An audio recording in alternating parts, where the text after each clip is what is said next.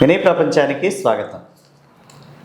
ముఖ్యమంత్రి నారా చంద్రబాబు నాయుడు గారు ఉద్యోగులకు డిఏ ప్రకటించారు. అయినా కూడా చాలామంది కొంత అసంతృప్తిగా ఉన్నట్లు అర్థమవుతూ ఉంది.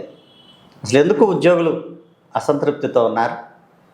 డిఏ కాక ఉద్యోగులు ప్రభుత్వం దగ్గర నుంచి ఇంకేం కోరుకుంటున్నారు? ఈ విషయాలు తెలుసుకునేందుకు ఈరోజు బాజీ గారి దగ్గరికి రావటం జరిగింది.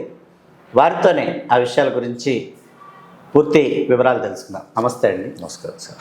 ఉద్యోగులు డిఏ ప్రకటించిన తర్వాత కూడా కొంతవరకు అసంతృప్తిగా ఉన్నట్లు కనిపిస్తాం. అంటే చాలామంది కామెంట్ చేయటం, నాయకుల మీద, యూనియన్ల మీద కామెంట్ చేయటం, మేమేదో కోరుకుంటే ఏదో ఇచ్చారని అసంతృప్తిగా మాట్లాడటం జరుగుతూ ఉంది. దేనికి ఈ రకంగా ఉద్యోగులు మాట్లాడుతున్నారని అంటారు? ముందుగా ఉద్యోగులు, ఉపాధ్యాయులు అలాగే సమాజాన్ని గురించి వాస్తవాలు ప్రజలకు తెలియజేయడం కోసం ప్రయత్నం చేస్తున్నటువంటి ఒక మంచి ఉద్దేశంతో ప్రోగ్రామ్స్ చేస్తూ జనంలో, సమాజంలో అవేర్నెస్ తీసుకురావడం కోసం ప్రయత్నం చేస్తున్న మినీ ప్రపంచ ఛానల్, అలాగే మీకు ధన్యవాదాలు. అలాగే రాష్ట్రంలో ఉన్నటువంటి ఉద్యోగ ఉపాధ్యాయులు ఎవరైతే ఉన్నారో వారందరికీ కూడా దగాపడ్డ ఉద్యోగులకు దీపావళి శుభాకాంక్షలు. ఎందుకు ఈ మాటను ఉపయోగించవలసి వచ్చిందంటే, మరి నిన్న కాక మొన్న ఒక పపెట్ షో ముగిసింది. పపెట్ షో అని ఎందుకు అంటున్నామంటే, మనం ఆడించినట్లు ఆడేటటువంటి బొమ్మల్ని పపెట్స్ అంటాం మనం, తోలు బొమ్మలు. ఆ తోలు బొమ్మల ఆట నిన్న షో ముగిసింది. ఒక 10-15 రోజుల నుంచి ఈ రాష్ట్రంలో ఉద్యోగులు, ఉపాధ్యాయులకు ఏదో జరగబోతుందనేటటువంటి హైప్ తీసుకొచ్చి, అది ఎంత హైప్ అంటే ఇంకా అసలు ఏదో జీవితాలు మారిపోబోతున్నాయి అనేటటువంటి వాతావరణం కల్పించి చివరకు ఎప్పుడూ లేని విధంగా ముఖ్యమంత్రి స్థాయి వరకు వెళ్ళి చర్చించి వీళ్ళు సాధించినటువంటి అంశము, ప్రభుత్వం ఇచ్చినటువంటిది ఒక డిఏ. అలాగే ఈ అంశాలన్నింటినీ కూడా క్రోడీకరించుకుంటే ప్రభుత్వాల మైండ్ సెట్ ఎలా ఉన్నా కానీ ఉద్యోగ ఉపాధ్యాయ సంఘాల వైఫల్యమే 90% వరకు కనబడతా ఉంది. అంటే ప్రభుత్వాలకు అనుకూలంగా ఉండాలనుకునే సంఘాలు ఎక్కువైపోయి ఉద్యోగుల, ఉపాధ్యాయులకు సంబంధించిన సమస్యలు లేదా వారి వైపు నిలబడాలనుకునే నాయకులు తగ్గిపోయారు. కాబట్టి ఈ విధమైనటువంటి రిజల్ట్ వస్తుందని చెప్పేసి నా ఒక్కడి బాధ కాదు, అది నా ఒక్కడి మాట కాదు. ఈ రాష్ట్రంలో ఉన్నటువంటి 12 లక్షల మంది ఉద్యోగులు, ఉపాధ్యాయులు, కార్మికులు వాళ్ళందరూ ఏకకంఠంతో చెప్తున్నటువంటి మాట. ఇక మీరు అడిగినటువంటిది ఏదో డిఏ ప్రకటించారు, అయినా కానీ మీరు సంతృప్తిగా ఎందుకు తృప్తి పడడం లేదో, ఇంకా అసలు మీకు ఎలా తృప్తి వస్తుంది, ఏమి ఇవ్వాలి మీకు అని అడుగుతున్నారు. సార్, ఇవ్వాల్సింది కొండంతా, ఇచ్చింది గోరంతా. ప్రభుత్వాన్ని మేము పూర్తిగా తప్పుపట్టడంలా, కానీ ప్రభుత్వం దగ్గరికి వెళ్ళినప్పుడు మా బాధలు చెప్పడానికి అవకాశం లభించినప్పుడు కేవలం ఆ సంఘాలు ఏవైతే ఉన్నాయో, అంటే జాయింట్ స్టాఫ్ కౌన్సిల్ మీటింగ్లో పార్టిసిపేట్ చేయడానికి అవకాశం ఉన్నటువంటి సంఘాలు ఏవైతే ఉన్నాయో, మేము ఎప్పటి నుంచో ఉన్నటువంటి పెద్దలను చెప్పుకుంటున్నటువంటి సంఘాలు, నాయకులు ఎవరైతే ఉన్నారో వాళ్ళకి మాత్రం అక్కడికి వెళ్ళడానికి అవకాశం ఉంటుంది. కాబట్టి ఉన్న అంశాలు మొత్తాన్ని వదిలేసి కేవలం ఒక డిఏ మీదనో, ఒక పిఆర్సీ మీదనో, అంటే ఆర్థికపరమైనటువంటి అంశాల మీద వాళ్ళు కొంత ఎక్కువ ఫోకస్ చేసినట్లు కనబడతా ఉంది. కింద ఉన్నటువంటి ఉద్యోగస్తులు మీరు అన్నట్లుగా ఆర్థికపరమైనటువంటి డిఏ ఇచ్చారు కదా, ఇంకేంటి మీరు సంతోషపడవచ్చు కదా అని చెప్పేసి మీ జనమంతా కూడా అనుకుంటా ఉన్నారు. ఆర్థికపరం కానటువంటి సమస్యలు చాలా ఉన్నాయి, వాటిని పరిష్కారం చేసుకోవడానికి కూడా అవకాశాలు చాలా ఉన్నాయి. కానీ నోరు మెదపకుండా, అక్కడికి పోయి నోరు మెదపకుండా కేవలం ఒక డిఏ తోటి సంతృప్తి చెంది, అలాగే పోలీసులకు ఏదో ఈఎల్స్ వాటిని ఇవ్వడం జరిగింది. అది దానికి చంద్రబాబు నాయుడు గారికి అసలు లేనటువంటి చోట ఏదో ఒకటి ఇచ్చారు కాబట్టి ఆయనకు ధన్యవాదాలు తెలియజేస్తా ఉన్నాం.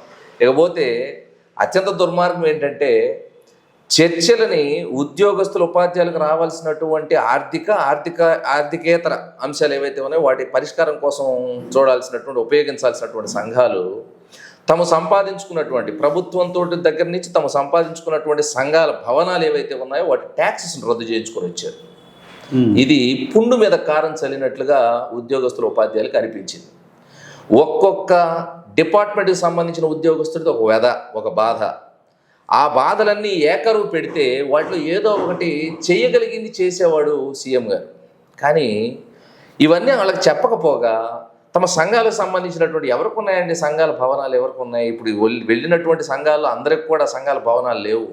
పెద్దన్న సంఘాలని ఏదో 70 సంవత్సరాల నుంచి 60 సంవత్సరాల నుంచి మేము ఫీల్డ్లో ఉన్నాము, ఈ వచ్చినటువంటి ఉద్యోగస్తులు ఉపాధ్యాయులు మొత్తానికి ఉద్యోగాలు మేమే ఇప్పించాము, వాళ్ళ జీతాలు కూడా మేము నెల నెల మేమే ఇస్తున్నాము, మేము లేకపోతే అసలు వీళ్ళందరూ రోడ్డును పడతారని మాట్లాడేటటువంటి సంఘాలు ఉన్నాయి, వాళ్ళకు ఉన్నాయి.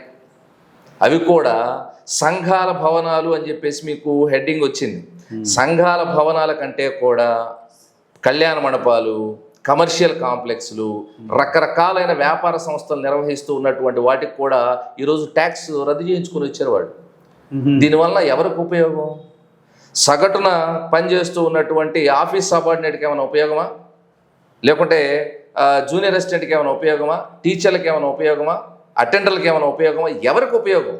ఎవరికి ఉపయోగపడతాయని చెప్పేసి మీరు ఈ పని చేశారు. దాని బదులుగా ఏదో ఒకటి ఆ ఉద్యోగస్తులకు సంబంధించినటువంటి ఈ అన్ని డిపార్ట్మెంట్ల వాళ్ళకి సంబంధించి ఏదో ఒక్క సమస్య అయినా పరిష్కారం కాకపోతుందని చెప్పేసి వాళ్ళు ఆశగా ఎదురు చూశారు. ఎందుకంటే సీఎం గారితో మీటింగ్ అంటే అరుదైనటువంటి అవకాశం అది. ఆయన దృష్టికి ఏదైనా ఒక విషయాన్ని తీసుకెళ్తే సానుకూలంగా ఆలోచించి దాన్ని పరిష్కారం చేసుకోవడానికి అవకాశం ఉన్నటువంటి సందర్భం. దాన్ని ఇలా ఉపయోగించుకున్నారు అనేటటువంటిది మింగుడు పడటం లేదు. క్రింద ఉన్నటువంటి ఉద్యోగస్తులు ఉపాధ్యాయులు చాలా బాధపడతా ఉన్నారు సార్. అది వాళ్ళ వేదన. అంటే చాలామంది ముఖ్యమంత్రి గారు డిఏ ప్రకటించిన తర్వాత చాలామంది ఉద్యోగులు నేరుగా మాట్లాడుతుంది ఏమిటంటే, ఎవరైతే వారి తరఫున ప్రభుత్వంతో చర్చలు జరపడానికి వెళ్ళారో ఈ 17 సంఘాలు నాయకులు కానీ లేదా జేఏసీ నాయకులు కానీ వాళ్ళ మీద ఎందుకు తీవ్రమైన ఆరోపణలు విమర్శలు చేస్తున్నారు? నేను ఒక చిన్న విషయం చెప్తా సార్. దసరా మామూలు ఇది దశాబ్దాల నుంచి శతాబ్దాల నుంచి వస్తున్నటువంటిదే. మా సాంప్రదాయంలో దసరా మామూలు ఉంది. ఎవరైతే ఇబ్బంది పడేటటువంటి పరిస్థితిలో ఉన్నారో, ఎవరైతే దీన పరిస్థితిలో ఉన్నారో వాళ్లకు కొంత ఆర్థికంగా వెసులుబాటు ఉన్నటువంటి వ్యక్తులు ఒక కంపాషనేట్ గ్రౌండ్స్లో ఏదో మనవాడు ఆ రోజు కన్నా హ్యాపీగా బ్రతుకుతాడని కొంత డబ్బులు ఇచ్చేటటువంటి లేదా ఏదో ఒకటి దాన ధర్మాలు చేసేటటువంటి సాంప్రదాయం అయితే మనకు ఉంది. మీకు తెలిసినటువంటిదే దసరా సందర్భంగా. అది అతని హక్కేం కాదు. దసరా మామూలు అనేటటువంటి తీసుకునే వ్యక్తి హక్కేం కాదు, ఇచ్చేటటువంటి వ్యక్తి బాధ్యత కూడా కాదు. అదేదో వాడు సంతోషంగా ఉండడం కోసం ఇచ్చేది. ఈ దరిద్రపు కొట్టు భావజాలం కలిగినటువంటి జేఏసీ నాయకులు అలాగే సంఘాల నాయకులు మాట్లాడిన ప్రతి సందర్భంలోనూ అది చాలా ముళ్ళులాగా గుచ్చుకుంటా ఉంది మాకు. దసరా సందర్భంగా ఒక డిఏ ఇవ్వండి, దీపావళి సందర్భంగా దీపావళి కానుకగా ఒక డిఏ ఇవ్వండి, సంక్రాంతి కానుకగా ఇది ఇవ్వండి. ఏంటి అడుక్కుంటున్నారా? లేకపోతే ఏం చేస్తున్నారు వీళ్ళు? సంఘం ఎందుకు, నాయకుడు ఎందుకు?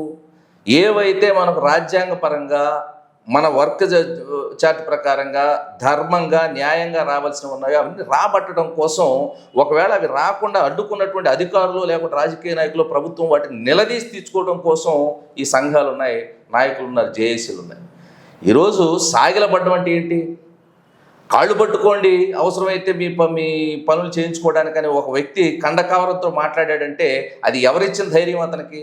వీళ్ళు ఇచ్చింది కాదా? మరి ఎందుకు అడుగుతున్నారు అలాగా? దసరా మామూళ్ళు అడుక్కుంటారా? రోడ్డు మీద నిలబడి అడుక్కోండి, గవర్నమెంట్ అడగమాకండి. అది కూడా ఉద్యోగస్తులు ఉపాధ్యాయుల పేర్లు చెప్పి అడగొద్దని చెప్పేసి నేను గట్టిగా హెచ్చరిస్తున్నాను ఈ జేఏసీ నాయకులు కానీ సంఘాల నాయకులు కానీ. 70 సంవత్సరాల అనుభవం ఉంది, మేము అది సాధించాం ఇది సాధించామని చెట్టు పేరు చెప్పి కాయలు అమ్ముకుంటున్నటువంటి నాయకులు ఈరోజు తయారయ్యారు. నువ్వు సంపాదించావా? నువ్వు సంపాదించింది ఏంటో, నువ్వు పోగొట్టింది ఏంటో ఈరోజు మొత్తం టేబుల్ వేసి నేను చూపిస్తాను. ఎవడో ఆ వచ్చేటటువంటి జేఏసీ నాయకుడు సంఘాల నాయకుడు రమ్మనండి తెర ముందుకు, మన ఛానల్లోనే కూర్చోబెడదాం. ఏమి సంపాదించాడు, ఏం పోగొట్టాడో నేను చెప్తాను. ఇంత దరిద్రమైనటువంటి మాట నా జీవితంలో నేను ఎప్పుడు కూడా వెళ్ళా. హక్కుగా రావాల్సినటువంటి దానిని అడుక్కోవడం అనేటటువంటిది మా మనోభావాలు దెబ్బతీసేది. ప్రజలు ఏమనుకుంటారండి? దసరా మామూలు అంటే వాళ్ళకి తెలీదా? దసరా మామూలు అంటే అడుక్కునేదని వాళ్ళకి తెలీదా?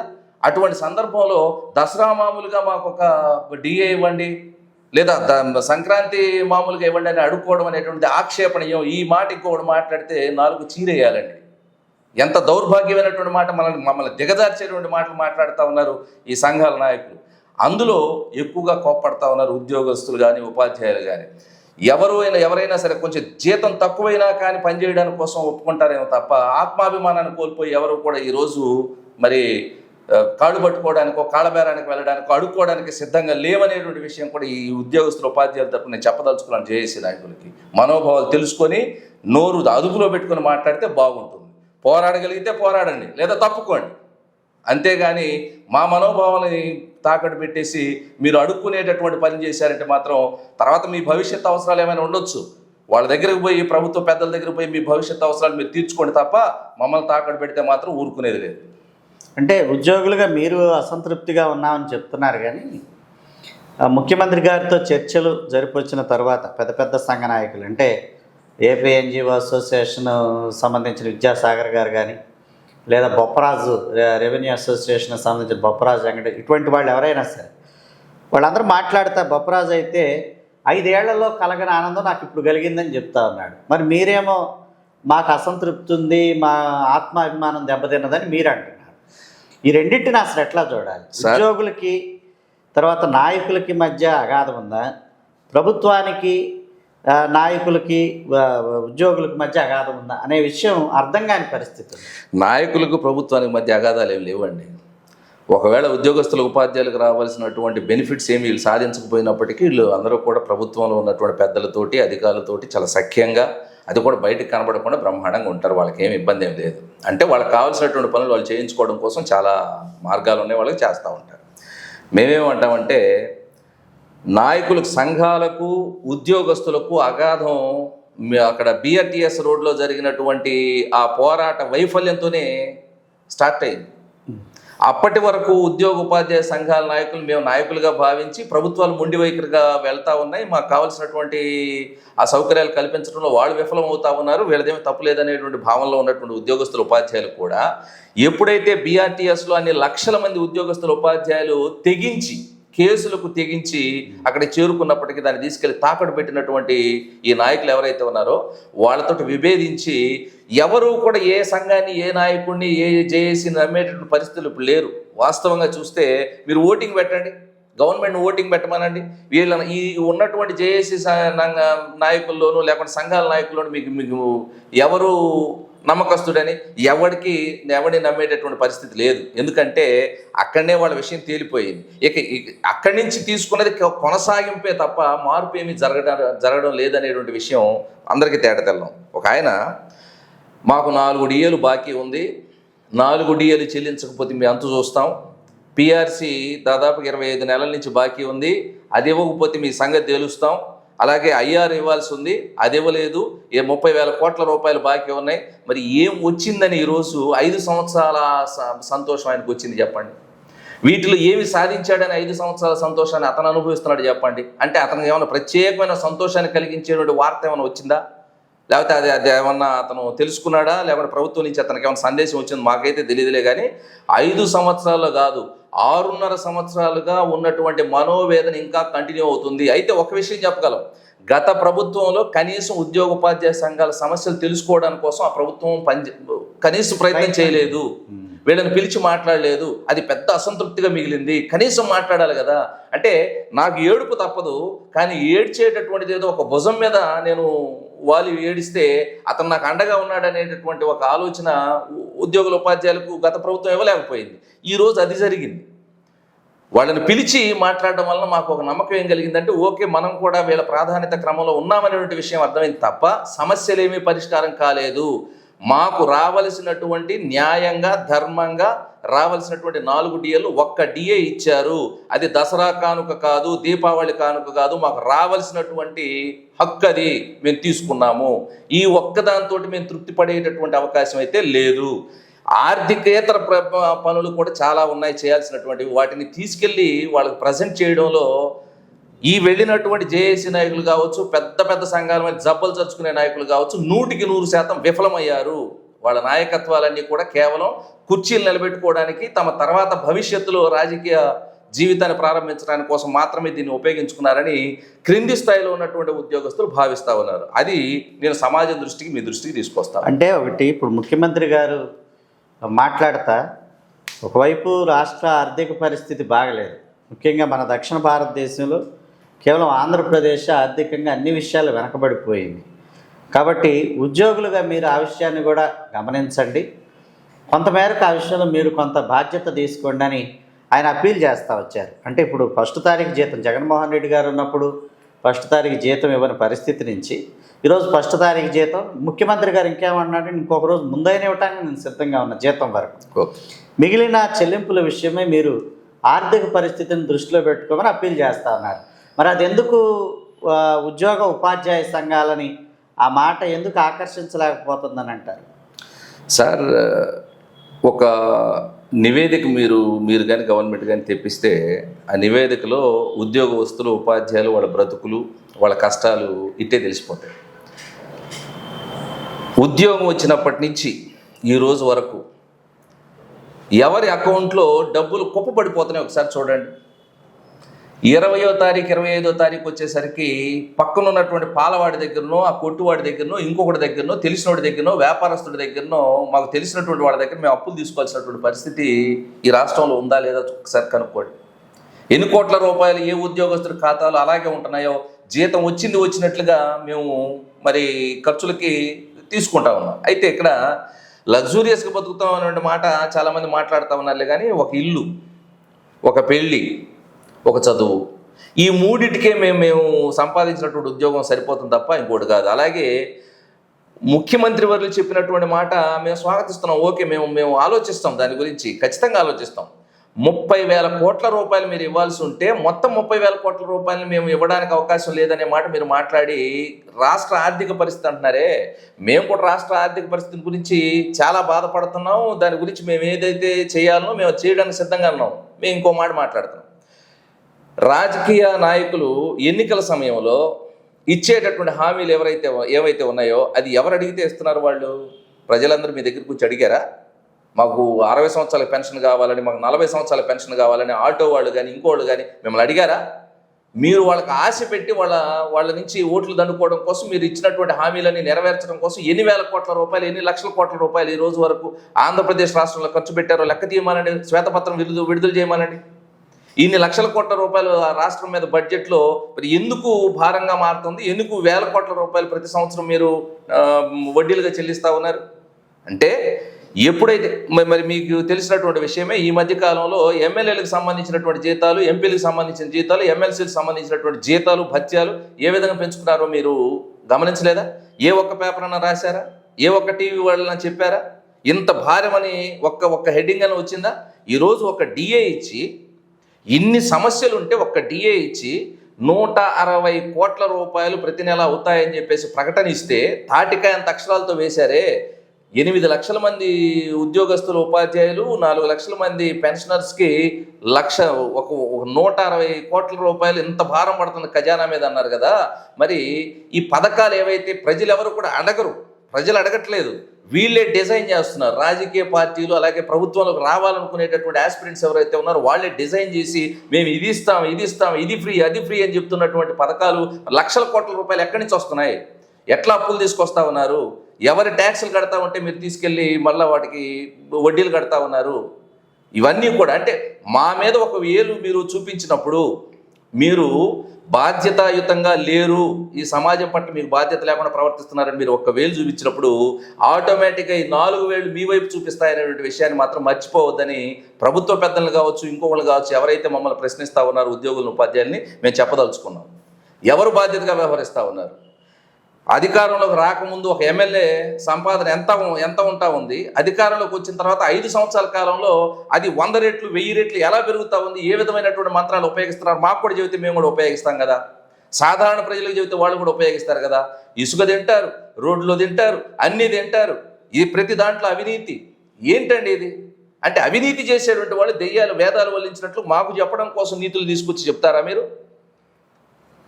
ఒక రాజకీయ పరమైనటువంటి సుస్థిర స్థానాన్ని మీరు ఏర్పరచుకోవాలంటే ఇంక ఏ వర్గం వీళ్ళకి కనబట్లా. ఓన్లీ ఉద్యోగుల ఉపాధ్యాయుల మీదకి జనాన్ని, సమాజాన్ని ఉసిగొలిపి వీళ్ళేదో మొత్తం తినేస్తున్నారని పయ్యావుల కేశవులు గారు కూడా మనం మాట్లాడారు. 90% తింటున్నారని. అంటే మీ జీతాలు రావా ఇందులోకి? ప్రజలకు ఇస్తున్నటువంటి పెన్షన్లు అవి రావా ఇందులోకి? అంటే వాళ్ళకి ఇచ్చే పెన్షన్లు, వీళ్ళు తీసుకునే పెన్షన్లు, వీళ్ళు కోట్ల రూపాయలు పెట్టుకునేటటువంటి వాళ్ళ ఛాంబర్లో పెట్టుకునే ఖర్చు అంతా కలిపి కేవలం ఒకే ఒక పేరుని ఉద్యోగస్తుల ఉపాధ్యాయుల ఖర్చు ఎంత అవుతుందని చెప్పడానికి మేము తీవ్రంగా ఖండిస్తా ఉన్నాం. ఇంకోసారి ఆ విధమైనటువంటి మాట వస్తే మొత్తం శ్వేతపత్రం మేము విడుదల చేస్తాం. ప్రజల ముందు పెడతాం, సమాజం ముందు పెడతాం. నోరు అదుపులో పెట్టుకొని మాట్లాడవలసిందిగా అధికారులు కావచ్చు, రాజకీయ నాయకులు కావచ్చు మేము కోరుతా ఉన్నాం. ప్రస్తుతానికి కోరుతా ఉన్నాం, తర్వాత డిమాండ్ చేస్తాం. అంటే ఇప్పుడు అసలు స్థూలంగా చూస్తే మీరు ఇంకా ఏం కోరుతున్నారు? అసలు ప్రభుత్వం దగ్గర నుంచి మీరు ఆశించింది ఏంటి, లేదా ఏమో ఆశిస్తున్నారు? సార్, ఈ రాష్ట్రంలో సమాజంలో ఉన్నటువంటి సాధారణ ప్రజలకు వాళ్ళ జీవన ప్రమాణాలను పెంచడం కోసం ఉన్నటువంటి వాళ్ళే ప్రభుత్వం దగ్గర నుంచి పథకాలను వాళ్ళకు అమలు చేయడం కోసం, వాళ్ళకి కావాల్సినటువంటి సర్వీసెస్ చేయడం కోసం ఉన్న వాళ్ళే, సమాజ అభివృద్ధి కోసం ఉన్న వాళ్ళే, అవసరాల మేరకు తీసుకోబడిన వాళ్ళే ఉద్యోగస్తులు, ఉపాధ్యాయులు. ఈ ఉద్యోగస్తుల ఉపాధ్యాయుల్లో మీరు చూస్తే గ్రామ వార్డు సచివాలయాల సిబ్బంది ఎన్ని కష్టాలు పడుతున్నారు. అసలు వాళ్ళు ఎంత విచిత్రకరమైనటువంటి పరిస్థితి అంటే ఒక్కొక్క డిపార్ట్మెంట్ది ఒక్కొక్క విచిత్రం. వాళ్లకు నా జాబ్ ఏంటో చెప్పండి అంటున్నారు వాళ్ళు. ఇది ఎన్ని కోట్ల రూపాయలు భారం పడేటటువంటి విషయం చెప్పండి మీరు. నేనేం చేయాలి, ఎవరు చెబితే చేయాలి, ఎన్ని గంటల దాకా చేయాలి, ఏమేం పనులు చేయాలి అనే అడిగేటటువంటి గ్రామ వార్డు సచివాలయాల గురించి ఒక్క మాట అడగలేకపోయారు. ఆర్థికేతర సమస్య. మరి దాని డబ్బు ఏమవుతుందండి, దాని ఖర్చు ఏమవుతుంది? ఎందుకని వాళ్ళ ఆత్మగౌరవంతో పనిచేసేటువంటి అవసరం లేదా? ఈ రోజు మీ దగ్గరికి రమ్మంటే మీ దగ్గరికి రావాలి, రేపు నా దగ్గరికి రమ్మంటే నా దగ్గరికి రావాలి, ఇంకొకటి గన్నయ్య గడి ఎవడన్నా రమ్మంటే వాడి దగ్గరికి వెళ్ళాలి. ఏంటిది అంటే ఆత్మాభిమానం అనేటువంటి ఉద్యోగస్తులకు ఉండదా? కేవలం రాజకీయ నాయకులకి, అధికారులకు మాత్రమే ఉంటుందా? నా పని ఏంటి అని అడుగుతున్నాడు వాడు. గ్రామ వార్డు సచివాలయానికి సంబంధించినటువంటి సిబ్బంది నా పని ఏంటి, నేను ఎవరు చెప్పింది చేయాలి అని అడుగుతున్నాడు. దానికి సమాధానం లేదు. ఇది ఎవరికి జేఏసీ నాయకులు తెలియదా? కనీసం ఒక ప్రశ్న అడిగారా? సార్, వాళ్ళకి కావాల్సినటువంటి జాబ్ చార్ట్ ఇవ్వండి. వాళ్ళేమి కోట్ల రూపాయలు జీతాలు అడగట్లేదే, వాళ్ళేమి ప్రమోషన్లు, నాకు కలెక్టర్ పోస్టులు ఇవ్వండి, ఐఏఎస్లు ఐపీఎస్లు పోస్టులు ఇవ్వండి అని అడగటం లేదే, నేనేం చేయాలని అడుగుతున్నారు. అది దుర్మార్గం అయిపోయింది. అలాగే మీరు చూసినట్లయితే రిటైర్ అయినటువంటి వ్యక్తులు వీళ్ళు వెళ్ళారు, డిఏ తెచ్చుకున్నారు, అంతా బాగానే ఉందిలే. కానీ రిటైర్డ్ అయిన తర్వాత 1 సంవత్సరం 2 సంవత్సరాల వరకు కూడా బెనిఫిట్స్ రానటువంటి వ్యక్తులు ఈ రోజు వరకు బాధపడుతున్నటువంటి వాళ్ళు లేరా? ఇప్పటికి కూడా బెనిఫిట్స్ రావట్లా. గత ప్రభుత్వాన్ని నిందిస్తూ కాలం వెళదీస్తూ ఉంటే ఈ రిటైర్డ్ అయిపోయినటువంటి వ్యక్తులు, ఈ రోజు నుంచి జీతం రానటువంటి వ్యక్తులు 1 సంవత్సరంన్నర పాటు వాళ్ళకి బెనిఫిట్స్ రాకపోతే వాళ్ళ కూతురు పెళ్లికి ఏం కావాలి, వాళ్ళు కట్టుకునే ఇల్లు ఏం కావాలి, వాళ్ళ ఆరోగ్యం ఏం కావాలి? వాళ్ళకి రావాల్సినటువంటి డబ్బులే కదా. వాళ్ళ పిఎఫ్లో డబ్బులు వాళ్ళకి రావు, వాళ్ళ ఏపీజీఎల్ డబ్బులు వాళ్ళకి రావు.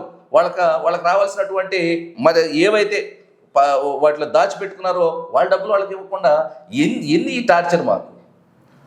వాళ్ళ పెన్షనర్స్ పరిస్థితి అలా ఉంది. అలాగే ఈఎల్స్, మేము ఆర్జిత సెలవులు అమ్ముకోవడం, సరే ఆ ఆర్జిత సెలవులు 2 సంవత్సరాల నుంచి 2.5 సంవత్సరాల నుంచి అసలు లేవు అనుకోండి, దాన్ని తీసి పక్కన పెట్టండి. సరే ఇచ్చినప్పుడు తీసుకుంటాము, దాని గురించి పెద్దగా ఆర్టీసీ వారికి సమస్యలు లేవా సార్? అసలు వాళ్ళని పెనం మీద తీసుకొచ్చి పొయ్యిలో పడేశారు కదా, వాళ్ళు ఏం చేస్తున్నారో తెలియదు కదా. అసలు వాళ్ళు అసలు గవర్నమెంట్లో ఉన్నారా, బోర్డు కింద వాళ్ళు మేనేజింగ్ బోర్డు కింద ఉన్నారా, వాళ్ళకే తెలియదు. కార్పొరేషన్ చిన్న విషయాలకే సస్పెండ్ చేయడం, చిన్న అంశాలకే వాళ్ళ మీద వెయిట్ వేయడం, రకరకాలైనటువంటి టార్చర్లు పెట్టడం, ఇవన్నీ ఎన్ని చర్చలు. కాంట్రాక్ట్ అవుట్సోర్సింగ్ ఉద్యోగస్తుల జీవితాల గురించి ఎవడన్నా మాట్లాడా? కనీసం ఒకళ్ళు మాట్లాడారా? 13,000 రూపాయల జీతం తీసుకునే వాడి గురించి నువ్వు మాట్లాడకుండా, నువ్వు కడుపు నిండిన వాడివి, నాకు బిర్యానీ పెట్టారు, ఒక మొక్క తక్కువైందని చెప్పేసి నువ్వు డిఏ తీసుకుని బయటకు వచ్చావు. ఈరోజు 13,000 రూపాయలతో జీవితం గడిపేటువంటి వాడి పరిస్థితి ఏంటి? 20,000 రూపాయలతోటి ఈరోజు ఒక కుటుంబం గడుస్తుందా? కష్టంగా. ఒక చిన్న రోగం వస్తే ఈరోజు హాస్పిటల్కి వెళ్తే ఒక 5,000 రూపాయలు 6,000 రూపాయలు అయ్యేటువంటి పరిస్థితిలో వాళ్ళు ఎలా బతకాలా? వాళ్ళ గురించి అడగాల్సినటువంటి బాధ్యత ఈ జేఏసీ నాయకులకు, సంఘ నాయకులు లేదా? వీళ్ళనే అవుట్ సోర్సింగ్ ఉద్యోగస్తులు పెద్ద వర్క్ ఫోర్స్గా చూపించుకుంటారు. అక్కడ వాళ్ళ సంఘాలు వీళ్ళ చేత డబ్బులు కట్టించుకుంటారు. వీళ్ళకి ఎక్కడైనా మీటింగ్ ఉంటే తండోపతండాలు కదిలి రావాల్సింది వాళ్ళని ఎవరు పట్టించుకోలేదు, వాళ్ళ గురించి ఎవరు పట్టించుకోలేదు.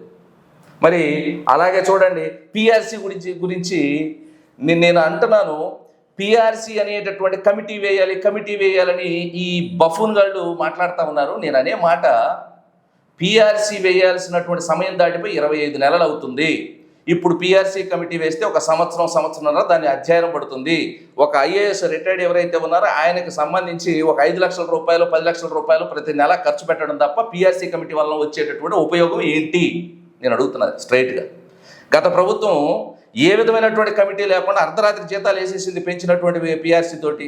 నేనేమంటానంటే, పిఆర్సీలు మారినప్పుడల్లా పెద్ద ఏదో డ్రాస్టిక్ చేంజ్ ఏమీ జరగదు.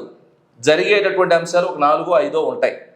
పిఆర్సీలో బేసిక్స్ డిసైడ్ చేస్తారంటే ఇచ్చేటటువంటి బేసిక్స్ పే రివిజన్ చేస్తారు. డిఏ చూస్తారు, హెచ్ఆర్ఏ చూస్తారు, అలాగే కొన్ని రకాలైనటువంటి ఆ 10 అంశాలు రివిజన్ చేయడం కోసం కొన్ని వందల అప్లికేషన్స్ ఇచ్చినప్పటికీ అవన్నీ మార్పు జరగవు. ఫర్ ఎగ్జాంపుల్ మనం గ్రాట్యుటీ అనేటువంటిది ఉంది. రకరకాలైనటువంటి వాడు మాకు 10 లక్షలు 20 లక్షలు లేకుంటే ₹1 కోటి గ్రాట్యుటీ అని అడిగేవాళ్ళు ఉన్నారు. కానీ వీళ్ళు తీసుకునే నిర్ణయమే కదా ఫైనల్గా. సీఎం గారిని సార్ ఈ కాలయాపన వద్దు, అదేదో చేసేది మీరు ఎంత చేస్తారో చెప్పండి అని చెప్పేసి అడిగి తీసేసుకుంటే పోయేటటువంటి దానికి పిఆర్సీ కమిటీ వేయండి అంటే వీళ్ళే వాళ్ళకు ఒక క్లూ ఇస్తున్నారు. డ్రాగన్ చేయటం 1.5 సంవత్సరం మీరు హ్యాపీగా కూర్చోవచ్చు సార్, ఎప్పుడో మీరు ఎలక్షన్లో దగ్గరలో ఉన్నప్పుడు పిఆర్సీ ఇద్దరు కానీ అప్పుడు మళ్ళీ కూరగాయల బేరాలు అంటే వీళ్ళ పప్పులు కూడా ఉడకాలి కదా. మేమేదో ఉద్యోగస్తుల ఉపాధ్యాయుల కోసం తెగ ఎరగబడి చేస్తున్నాం అని చెప్పేసి 4 పేపర్లు తీసుకెళ్ళి ఇవ్వాలి, 4 రోజులు టీవీల్లో పేపర్లో కనబడాలా, 4 రోజులు ఆ పిఆర్సీ కమిటీ చైర్మన్ తోటి మాట్లాడాలా. ఈ డ్రామాలన్నీ కూడా కట్టిపెట్టమని చెప్పేసి అడుగుతా ఉన్నాం ఈ జేఏసీ నాయకుల్ని. పిఆర్సీ కమిటీలు ఏం అవసరం, డైరెక్ట్గా మాట్లాడి అధికారులు అక్కడే ఉన్నారు, సీఎం గారు అక్కడే ఉన్నారు, ఫైనల్గా తీసుకోవాల్సినటువంటి నిర్ణయం సీఎం గారి తీసుకోవాలి. కాబట్టి గతంలో ఎలా ఉంది, ఇప్పుడు ఏ అంశాన్ని ఎంత పెంచాలి, ఎంతసేపు పడుతుంది సార్ డిస్కషను? 1 రోజు పడుతుంది లేదు 2 రోజులు పడుతుంది. దీనికి సంవత్సరాల కొద్దీ డ్రాగ్ ఆన్ చేయాల్సినటువంటి అవసరం లేదనేటటువంటిది మా ఉద్దేశం. అలాగే ఇకపోతే IR, DA, PRC, arrears, CPS అనేటటువంటి అంశం గురించి ఒకటి ఉంది. ఈ దరిద్రంలో కొంతమంది ఉన్నారు దరిద్రులు, వాళ్ళ గురించి ఏదైనా 2 మాటలు మాట్లాడదాం అనేటటువంటి మనసు కూడా ఎవరికి రాలేదండి అక్కడ. అంటే నేను ముఖ్యమంత్రి గారు సిపిఎస్ ఉద్యోగులతో ఏదో మాట్లాడారు కదా 2003 డిఎస్సి కావచ్చు లేదా 2004 కంటే ముందు రిక్రూట్ అయినటువంటి వాళ్ళ గురించి సీఎం గారు మాట్లాడారు. సీఎం గారికి ధన్యవాదాలు తెలియజేస్తున్నాం. ఎందుకంటే 2004 సంవత్సరం నుంచి వాళ్ళు అదే విధమైన దరిద్రంలో 21 సంవత్సరాల పాటు వాళ్ళు ఇప్పటి వరకు ప్రయాణం చేశారు. దాని మీద ఎంతో కొంత నేను నా దృష్టిలో ఉందని చెప్పినందుకు సీఎం గారి ధన్యవాదాలు తెలియజేస్తున్నాం. అయితే నేనేమంటానంటే అది సుప్రీంకోర్టు ఇచ్చింది, ఎన్ఎస్డిఎల్ వాళ్ళు క్లియరెన్స్ ఇచ్చారు, సెంట్రల్ గవర్నమెంట్ క్లియరెన్స్ ఇచ్చింది. ప్రతి విధంగా ఏ విధంగా చూసినా కానీ 57 మెమో ప్రకారంగా మన రాష్ట్రంలోనే 3 ఐఏఎస్ అధికారులకి ఆల్రెడీ ఓపీఎస్ ఇచ్చేశారు. అసలు ఏ విధమైనటువంటి అడ్డంకులు లేవు. కాకపోతే ఈ టెక్నికల్గా వచ్చేటువంటి అంశాల గురించి మాత్రమే కొంత అంబిగ్విటీ ఉంది కాబట్టి అక్కడ ఆగి ఉంది. అది దాన్ని ఈ రోజు కాకపోతే రేపు కాకపోతే ఎల్లుండి ఎవరైనా ఇవ్వాల్సిందే. దాన్ని సానుకూలంగా పరిష్కరిస్తానని మాట ఇచ్చినందుకు సీఎం గారికి ధన్యవాదాలు తెలియజేస్తున్నాం. మరి మిగతా వాళ్ళు ఎవరు? దాదాపుగా 4 లక్షల మంది సిపిఎస్ ఉద్యోగులు ఉన్నారు ఈ రాష్ట్రంలో. వాళ్ళకి రావాల్సినటువంటి 2018 జూలై నుంచి రావాల్సినటువంటి అరియర్స్ ఉన్నాయి. వాటి గురించి అడిగిన పాపాన పోలేదు ఒక్కడు కూడా. నేను కోర్టులో కేసు కూడా వేస్తున్నాం. కనీసం 12 ఇన్స్టాల్మెంట్లు ఉంటే కనీసం 2 ఇన్స్టాల్మెంట్లన్నా ఇవ్వండి అనే మాట మాట్లాడడానికి కూడా మనసు రానటువంటి జేఏసీ నాయకుల్ని ఈ 4 లక్షల మంది సిపిఎస్ ఉద్యోగులు గొర్రె కషాయం నమ్మినట్లుగా మరి వాళ్ళ చుట్టూ వాళ్ళ సంఘాల్లోనే ఉంటారు చాలామంది. వాళ్ళ మీద మాట పడనివ్వరు. ఇలా మనం ఏమైనా మాట్లాడామనుకోండి, ఏంటంటే మీరు మాట్లాడుతున్నారు మా నాయకుడిని అని మమ్మల్ని నిలదీసేటువంటి అంత స్వామి భక్తులు కూడా ఉన్నారు ఆ సంఘాల్లో. మరి వాళ్ళైనా తెలుసుకోవాలి కదా. ఒక్కొక్కటి 3 లక్షల రూపాయలు 4 లక్షల రూపాయలు రావాల్సినటువంటి అరియర్స్ మేము కేసు వేసినా కానీ మాట్లాడకపోతే అసలు వీళ్ళు వెళ్ళినటువంటి అవకాశాన్ని తీసుకోకుండా మాట్లాడకుండా ఉంటే ఎంత దరిద్రమైందో చూడండి. సో ఇవన్నీ కూడా మా కడుపు మంటకి కారణం. అంటే చివరిగా ఒక మాట అండి, అసలు తప్పు ఎవరి దగ్గర ఉందంటారు? మీరు చెప్తున్నట్టుగా ప్రభుత్వం దగ్గర ఉందంటారా, లేకపోతే నాయకుల దగ్గర, మీ ఉద్యోగ సంఘాల నాయకుల దగ్గర ఉందా? ఉద్యోగ సంఘాల నాయకుల తప్పు 80%. వాళ్ళు అనుకూలంగా, ఇప్పుడు మన ఇంట్లో ఒక బొమ్మ ఉందండి, మనకు ఎప్పుడు అవసరం వచ్చినప్పుడు టైం పాస్ చేయాలనుకున్నప్పుడు ఏం చేస్తాం మనం? ఆ బొమ్మ తీసుకోను, ఆ ఫోన్ తీసుకోను, ఆ వీడియో గేమ్ తీసుకొని ఆడుకుంటాం. అట్లా రాజకీయ నాయకులకు అవకాశాలు కల్పిస్తుంది వీళ్ళు. నేనేమంటానంటే 15 సంవత్సరాల క్రితం ఈ ఉద్యోగ సంఘాల వ్యవస్థ ఇలా లేదు, 20 సంవత్సరాల క్రితం ఇలా లేదు. అప్పుడు ఉన్నటువంటి సంఘ నాయకులకు ఒక గౌరవం ఉండేది. ఎందుకంటే రాజకీయ నాయకుల దగ్గరికి వెళ్ళి అయ్యా నాకు ఈ పని చేసి పెట్టు, మా తమ్ముడికి అది చేసి పెట్టు, మా బామ్మర్దికి అది చేసి పెట్టు, మా ఆవిడికి ఇది చేసి పెట్టు, నా బంధువుకి అది చేసి పెట్టు అని ఎవడు అడగల. ఆ రోజుల్లో ఉద్యోగస్తుల ఉపాధ్యాయులకు రావాల్సినటువంటి బెనిఫిట్స్ ఏవైతే ఉన్నాయో వాటి మీద నిక్కచ్చిగా పోరాడారు. అది రాకపోతే ఉద్యమించారు. ₹1 డిఏ తగ్గిందని చెప్పేసి 52 రోజులు సమ్మె చేసినటువంటి చరిత్ర మన రాష్ట్రంలో ఉద్యోగుల ఉపాధ్యాయులకు ఉంది. స్వామినాథన్ లాంటి వాళ్ళు, లేకుంటే అనేకమైనటువంటి ఉద్యోగ సంఘాల నాయకులు ఉన్నారు. ప్రభుత్వ పెద్దలు కూడా వాళ్ళు వస్తే వాళ్ళని గౌరవంగా చూసినటువంటి సందర్భం ఉంది. ఈరోజు ఎవరికన్నా ఈ జేఏసీ నాయకులు చాలామంది చెప్పుకుంటున్నారు కదా, నేను ఇన్నోవా కార్లు తిరుగుతాను, నేను ఫార్చునర్ కార్లు తిరుగుతాను, నా సంఘం భవనం ఎంత పెద్దది, నాకు వచ్చేటువంటి ఆదాయం ₹1,00,00,000 చెప్పుకునేటువంటి ఈ నాకు ఆ ఎమ్మెల్యే తెలుసు, నాకు ఏ మినిస్టర్ తెలుసు అని చెప్పుకుని జబ్బలు తెచ్చుకునేటువంటి ఈ నాయకులకు ఎవరికైనా ఒక్కళ్ళకి వీడు నీతిమంతుడు, ఉద్యోగస్తుల ఉపాధ్యాయుల కోసం ఏం జరిగినా కానీ నిలబడతాడనేటటువంటి ఒక గౌరవం ప్రభుత్వ పెద్దల దగ్గర ఎవరి దగ్గర ఉందా? ప్రభుత్వ పెద్దల దగ్గర తీసేయండి. నేను ప్రాతినిధ్యం వహిస్తున్నానని చెప్పుకునేటువంటి ఉద్యోగస్తులు ఎవరైతే కింది స్థాయి ఉద్యోగస్తులు ఉన్నారో వాళ్ళ దగ్గర ఉందా నీకు గౌరవం? ఏమీ లేదు. వీళ్ళు సెల్ఫ్ డిక్లేర్డ్ లీడర్స్, వీళ్ళని ఎవరు ఎన్నుకోవాలా, వీళ్ళే అందరినీ మొబిలైజ్ చేసుకుంటూ ఉంటారు. వీళ్ళ దగ్గర ఉండేటువంటి అంగబలం, ఆర్థిక బలంతో నేను నాయకుడిని కాబట్టి నా బలంతో ఇలా చేస్తానని చెప్పి చేసేసుకుంటూ ఉంటారు. ఎప్పుడు ఎలక్షన్లు నిర్వహించారు వీళ్ళు? ఎవరు వీళ్ళు ఎన్నుకున్నారు? వీళ్ళు సాధించింది ఏంది? ఈ 10 సంవత్సరాలు 15 సంవత్సరాల కాలం నుంచి ఒక పేపర్ మీద మీరు పెట్టుకొని రాసుకున్నా కానీ ఈజీగా అర్థమైపోయింది. దాదాపుగా 2000 సంవత్సరం వరకు ఉన్నటువంటి బెనిఫిట్స్లో సగం బెనిఫిట్స్ పోగొట్టారు వీళ్ళు. వీళ్ళ నాయకులు అనాలనా, ఏమనాలన్నా చెప్పండి? వీళ్ళ సొంత పైరవీల కోసం 2020 సంవత్సరం నుంచి ఇప్పటి వరకు చూసుకున్నట్లయితే ప్రభుత్వాల దగ్గర లబ్ధి పొందినటువంటి నాయకుల జాబితా కూడా తీయండి మీరు.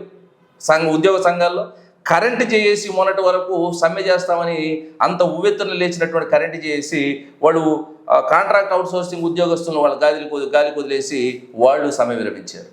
అంటే ఒక స్థానం వరకు, ఒక స్థాయి వరకు హైప్ తీసుకెళ్ళిపోయి తమకు కావలసినటువంటి సొంత లబ్ధి ఏదైతే ఉందో దాన్ని అందుకున్న తర్వాత, లేకపోతే దానికి సంబంధించినటువంటి ఒక ప్రామిస్ వచ్చిన తర్వాత మిగతా వాళ్ళని ఎటు పోయినా కానీ వాళ్ళని గంగలో గెలవనివ్వండి, సముద్రంలో గెలవనివ్వండి వదిలేసేటటువంటి నాయకులు ఉన్నంత కాలం ఈ రాష్ట్రంలో ఉన్న సిపిఎస్ ఉద్యోగస్తుల బతుకులింతే, ఈ రాష్ట్రంలో ఉన్నటువంటి కింది స్థాయి ఉద్యోగస్తుల ఉపాధ్యాయులు బతుకులింతే.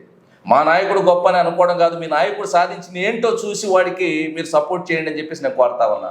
ఈరోజు మనం ప్రతి సంవత్సరం సభ్యత్వాలు కడతా ఉన్నాం. ఎందుకు కడతామో ఒకసారి ఆలోచించాల్సినటువంటి అవసరం ఉందని చెప్పేసి ఉద్యోగుల ఉపాధ్యాయులు అడుగుతా ఉన్నా. నా సభ్యత్వం కట్టేటప్పుడు నీ హార్డ్ అండ్ మనీ, నీ చెమటతోటి సంపాదించినటువంటి డబ్బులు వాడు కట్టేటప్పుడు నా కోసం నువ్వు ఏం సాధించావు, నాకు రావాల్సినటువంటి నువ్వేం పోగొట్టావు అనేటువంటి బేరీజ్ వేసుకొని మీరు సభ్యత్వం కట్టండి. దేనికి పనికి మాలినటువంటి వాడని, మా కులం వాడనో, మా ప్రాంతం వాడనో, ఆ రాజకీయ నాయకుడి దగ్గరనో మీరు సభ్యత్వాలు కట్టినంత కాలం మన బతుకులు మారవు. వాళ్ళు మనల్ని అమ్ముకుంటానే ఉంటారు, మనల్ని మోసం చేస్తూనే ఉంటారని నేను మీ ఛానల్ పరంగా చేతులు జోడించి ఈ రాష్ట్రంలో ఉన్నటువంటి ఉద్యోగస్తులు, ఉపాధ్యాయులు, పెన్షనర్లు అందరికి కూడా నేను వేడుకుంటా ఉన్నాను. ఇదండి బాజీ గారు చాలా ఆవేదన, ఆక్రందనతో మాట్లాడుతూ ఉన్నారు. ఉద్యోగ సంఘాల నాయకులు ఫెయిల్ అయ్యారు అని చెప్తూ ఉన్నారు. ముఖ్యంగా ఆర్థికపరమైన అంశాలే కాకుండా ఆర్థికేతర సమస్యలు ప్రస్తావించి ప్రభుత్వం దగ్గర వాటి సమస్యల పరిష్కారానికి ఎంతో కొంత చొరవ చూపాల్సిన వారు ఏమీ మాట్లాడకపోవటం, అదే రకంగా వార్డు సచివాలయ ఉద్యోగుల సమస్యల ప్రస్తావన చేయకపోవటం, అదేవిధంగా సిపిఎస్ ఉద్యోగులకు సంబంధించిన అంశం మీద కూడా కనీసమైన దృష్టి సారించకపోవటం, ఎవరైతే పెన్షనర్స్ ఉన్నారో, రిటైర్డ్ ఉద్యోగులు ఉన్నారో వారికి రావాల్సిన బెనిఫిట్స్ విషయమై కూడా కనీసం నోరు తెరవకపోవటం, ఇవన్నీ చేయకపోగా వారి యొక్క అసోసియేషన్ బిల్డింగ్లు, కళ్యాణ మండపాలు, వ్యాపార సంస్థలకు సంబంధించిన ఫీజులు ఏదైతే ఉన్నాయో వాటిని రద్దు చేయించుకునే విధంగా, ట్యాక్సులు రద్దు చేయించుకునే విధంగా ఒక ప్రయోజనాన్ని ప్రభుత్వం దగ్గర నుంచి పొందటం, ఇటువంటి వాటన్నిటి మీద కూడా వారు తీవ్రమైన అభ్యంతరం వ్యక్తం చేస్తూ ఉన్నారు. చాలా చక్కని విషయాలు వివరించినందుకు మీకు ప్రత్యేకంగా ధన్యవాదాలు. Thank you sir.